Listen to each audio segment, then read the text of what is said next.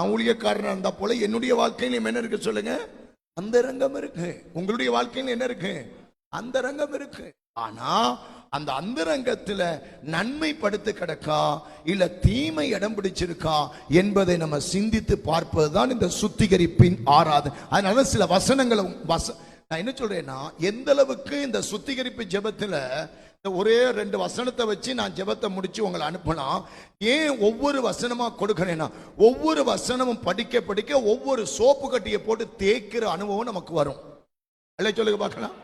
ஒவ்வொரு வசனமும் நமக்கு என்னது சொல்லுங்க? ஒவ்வொரு சோப்பு கட்டி போட்டு தேய்க்க தேய்க்க பாத்திரம் என்ன செய்யுது?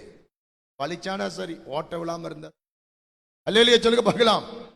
பாடசாலையில படிக்கிற மாணவனுக்கு அந்தரங்கம் இருக்கு, தெரியுமா உங்களுக்கு? கல்லூரியில படிக்கிற மாணவி மாணவனுக்கு ஒரு அந்தரங்கம் இருக்கு. திருமண மாணவர்களுக்கு ஒரு அந்தரங்கம் இருக்கு. வயதானவர்களுக்கு என்ன இருக்கு சொல்லுங்க? எல்லாருடைய வாழ்க்கையிலும் ஒரு ரகசிய சீக்ரெட் லாக். அம்மாவுக்கு தெரியாத சீக்ரெட் லாக், கணவனுக்கு தெரியாத சீக்ரெட் லாக், பெற்றோருக்கு தெரியாத சீக்ரெட் லாக். அல்லேலூயா சொல்லுங்க பார்க்கலாம்.